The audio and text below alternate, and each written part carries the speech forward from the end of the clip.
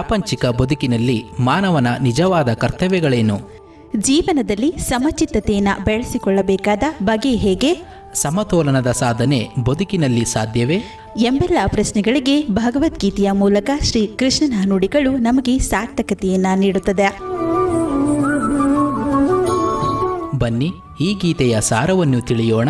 ಶ್ರೀಮತಿ ನಾಗಶ್ರೀ ತ್ಯಾಗರಾಜ್ರವರ ಧ್ವನಿಯಲ್ಲಿ ಗೀತ ಸುನಾದ ಕಾರ್ಯಕ್ರಮ ತಪ್ಪದೆ ಕೇಳಿ. ಪ್ರತಿದಿನ ಬೆಳಗ್ಗೆ 8:35 ಮರುಪ್ರಸಾರ ಸಂಜೆ 6:30 ನಿಮ್ಮ ಜನಧ್ವನಿ ಬಾನುಲಿಯಲ್ಲಿ.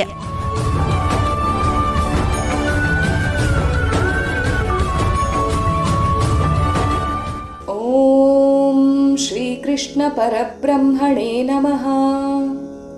ಜನಧ್ವನಿಯ ಸಮಸ್ತ ಶ್ರೀಕೃಷ್ಣನ ಭಕ್ತರಿಗೆ ನಮಸ್ಕಾರಗಳು. ಗೀತಾ ಸುನಾದದ ಇಂದಿನ ಕಾರ್ಯಕ್ರಮದಲ್ಲಿ ನಾವು ಭಗವದ್ಗೀತೆಯ 8ನೇ ಅಧ್ಯಾಯವಾಗಿರುವ ಅಕ್ಷರ ಪರಬ್ರಹ್ಮ ಯೋಗದ 20ನೇ ಶ್ಲೋಕದ ಬಗ್ಗೆ ತಿಳಿದುಕೊಳ್ಳೋಣ. ಆ ಶ್ಲೋಕ ಇಂತಿದೆ: ಪರಸ್ತಸ್ಮಾತ್ತು ಭಾವೋನ್ಯೋ ವ್ಯಕ್ತೋ ವ್ಯಕ್ತಾತ್ ಸನಾತನಃ ಯಸ್ಸ ಸರ್ವೇಷು ಭೂತೇಷು ನಶ್ಯತ್ಸು ನ ವಿನಶ್ಯತಿ. ಈ ಅವ್ಯಕ್ತಕ್ಕೆ ಅತೀತವಾಗಿರುವಂತಹ ಮತ್ತೊಂದು ಸನಾತನ ಅವ್ಯಕ್ತ ಭಾವವಿದೆ. ಸಕಲ ಪ್ರಾಣಿಗಳು ನಾಶವಾದರೂ ಕೂಡ ಈ ಸನಾತನ ಅವ್ಯಕ್ತ ಭಾವ ನಾಶವಾಗುವುದಿಲ್ಲ ಎಂಬ ಮಾತನ್ನ ಇಲ್ಲಿ ಕೃಷ್ಣ ತಿಳಿಸ್ತಾ ಇದ್ದಾನೆ. ಇಲ್ಲಿ 2 ಅವ್ಯಕ್ತಗಳನ್ನ ಶ್ರೀಕೃಷ್ಣ ಹೇಳ್ತಾ ಇದ್ದಾನೆ.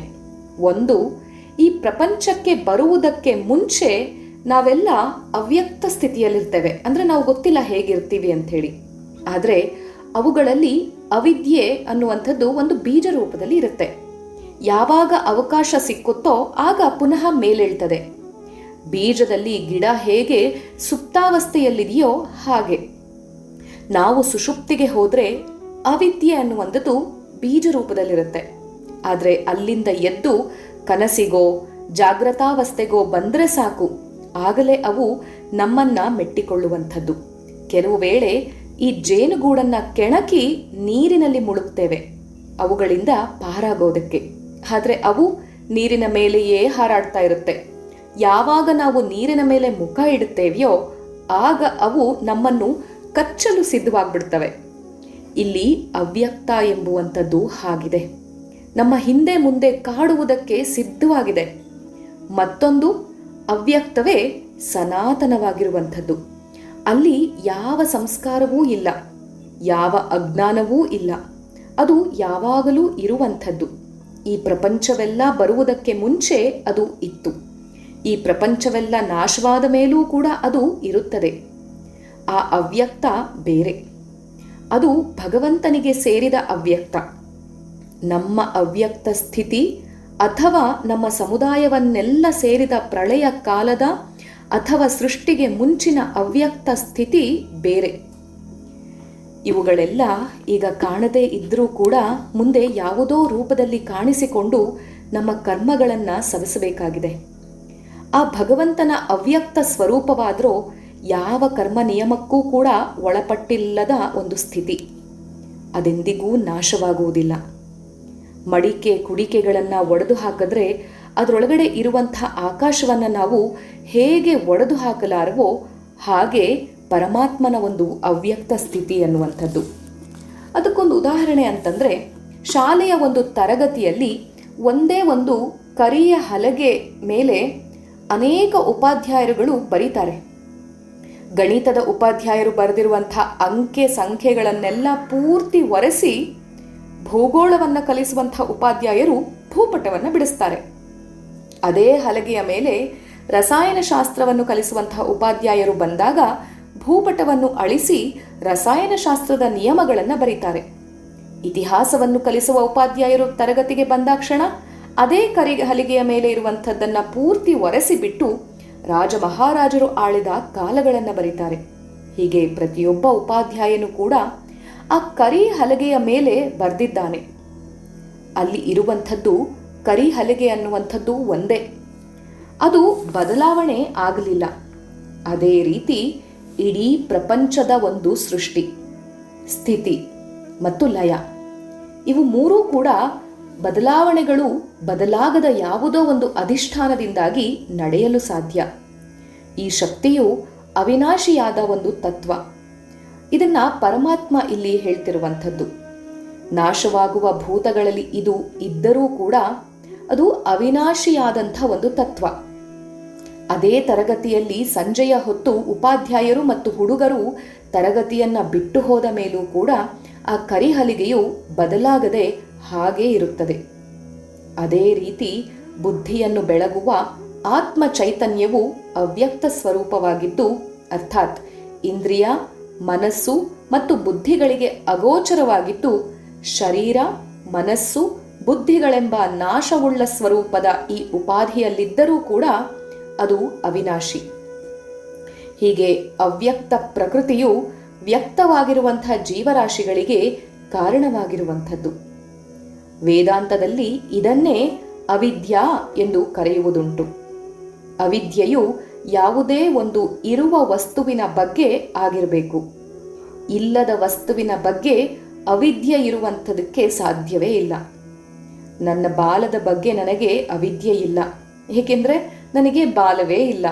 ಇದರ ಅರ್ಥ ನನಗೆ ತಿಳಿಯದ ಯಾವುದೋ ಒಂದು ವಸ್ತು ಇರಲೇಬೇಕೆಂದಾಯಿತು ಅಲ್ವಾ? ಇದೇ ಒಂದು ಪ್ರಪಂಚದ ಸೃಷ್ಟಿ, ಸ್ಥಿತಿ ಮತ್ತು ಲಯಗಳೆಂಬ ಬದಲಾವಣೆಗೆ ಕರಿಹಲಗೆಯಂತೆ ಬದಲಾಗದಿರುವಂಥ ಒಂದು ಆಧಾರ ಶಕ್ತಿ. ಈ ಆಧಾರ ಶಕ್ತಿಯ ಬಗ್ಗೆ ನನಗೆ ತಿಳಿಯದಿರುವುದನ್ನೇ ಈ ವೇದಾಂತದಲ್ಲಿ ಅವಿದ್ಯಾ ಅಂತ ಹೇಳಿ ಕರೆದಿರುವಂಥದ್ದು. ಈ ಅವಿದ್ಯೆಯೇ ಬಹುರೂಪ ಪ್ರಪಂಚದ ಸೃಷ್ಟಿಗೆ ಕಾರಣ. ಅಧಿಷ್ಠಾನವಾದ ಆತ್ಮವಸ್ತು ಈ ಅವಿದ್ಯೆಯನ್ನ ದಾಟಿರುವಂಥ ಒಂದು ಶಕ್ತಿ.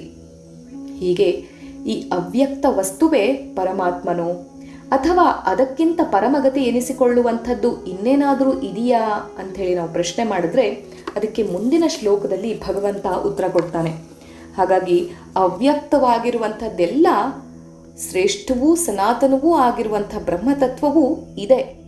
ಆದರೆ ನಾಶವಾಗುವಂಥ ಸಮಸ್ತ ಭೂತಗಳಲ್ಲಿ ಇದ್ದರೂ ಕೂಡ ಅದು ಅವಿನಾಶಿಯಾಗಿರುವಂತೆ ಅನ್ನುವಂಥ ಮಾತನ್ನೇ ಇಲ್ಲಿ ಕೃಷ್ಣ ತಿಳಿಸ್ತಾ ಇರುವಂಥದ್ದು. ಅವ್ಯಕ್ತವಾಗಿರುವಂಥ ಭಾವ ಯಾವತ್ತೂ ನಾಶ ಆಗೋದಿಲ್ಲ, ಆದರೆ ವ್ಯಕ್ತವಾಗಿರುವಂಥದ್ದು ನಾಶವಾಗತ್ತೆ. ಅಂದರೆ ನಾವು ವ್ಯಕ್ತವಾಗಿರುವಂಥದ್ದು ಈ ನಮ್ಮ ಶರೀರ. ಈ ಶರೀರ ಒಂದಲ್ಲ ಒಂದು ದಿನ ನಾಶವಾಗತ್ತೆ. ಆದರೆ ಅವ್ಯಕ್ತವಾಗಿ ಇರುವಂತಹ ಆತ್ಮರೂಪ, ಈ ದೇಹದೊಳಗಿರುವಂಥ ಒಂದು ಆತ್ಮರೂಪ, ಅದು ಸದಾ ಶಾಶ್ವತ. ಅದು ನಾಶವೇ ಹೊಂದದೇ ಇರುವಂಥದ್ದು. ಶಾಶ್ವತ ಮತ್ತು ಸನಾತನ ಅದು ಆತ್ಮ. ನಾಶವಾಗುವಂಥದ್ದು ಈ ದೇಹ. ಅದನ್ನೇ ವ್ಯಕ್ತ ಮತ್ತು ಅವ್ಯಕ್ತ ಅಂತೇಳಿ ಹೇಳ್ತಾ ಇರುವಂಥದ್ದು. ಹಾಗಾಗಿ ಈ ಒಂದು ಶ್ಲೋಕಕ್ಕೆ ಈ ಮುದ್ದುರಾಮ ನಾವು ಹೇಗೆ ಅದನ್ನು ಜೋಡಿಸ್ಕೊಳ್ಬಹುದು ನೋಡೋಣ. ಕೇಡ ಬಗೆಯುವುದಕ್ಕಿಂತ ಒಳಿತೆಸಗುವುದೇ ಮೇಲು, ಕೇಡ ಬಗೆಯುವುದಕ್ಕಿಂತ ಒಳಿತೆಸಗುವುದೇ ಮೇಲು, ಸಮರ ಭಾವನೆಗಿಂತ ಸಂಧಾನ ಲೇಸು, ಅಹಮಿಕೆಯ ನುಡಿಗಿಂತ ಸೌಜನ್ಯದನಿ ಮಿಗಿಲು, ಅಹಮಿಕೆಯ ನುಡಿಗಿಂತ ಸೌಜನ್ಯದನಿ ಮಿಗಿಲು, ಕರುಣೆ ಜೀವನ ಮೇರು ಮುದ್ದುರಾಮ, ಕರುಣೆ ಜೀವನ ಮೇರು ಮುದ್ದುರಾಮ. ಹಾಗಾಗಿ ನಾವು ಇರುವಂತಹ ಬದುಕಿನಲ್ಲಿ, ಇರುವಂತಹ ಜೀವನದಲ್ಲಿ ಕೇಡನ್ನು ಬಗೆಯುವುದಕ್ಕಿಂತ ಒಳಿತನ್ನು ಬಯಸುವುದು ಮೇಲು. ಯಾಕಂದರೆ ಈ ಆತ್ಮಸ್ವರೂಪಿಯಾಗಿರುವಂತಹ, ಶಾಶ್ವತವಾಗಿರುವಂತಹ ಆತ್ಮಸ್ವರೂಪಿ ಸಮರಗಳನ್ನು ಭಾವನೆಯಲ್ಲಿ ಉಳಿಸಿಕೊಳ್ಳುವುದಕ್ಕಿಂತ ಸಂಧಾನಗಳನ್ನು ಮಾಡಿಕೊಳ್ಳುವುದರ ಮೂಲಕ ಈ ಒಂದು ಜಗತ್ತಿನಲ್ಲಿ ಮುಕ್ತಾತ್ವ ಆಗಿ ತೆರಳಬಹುದು.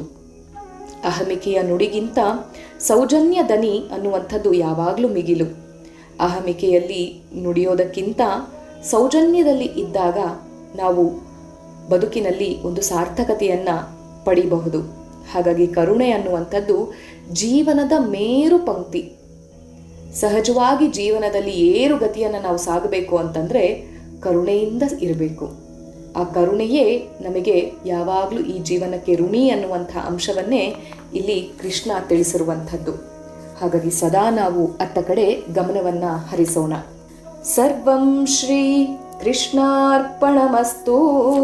ಶ್ರೀ ಗುರುಭ್ಯೋ ನಮಃ. ಹರಿ ಓಂ.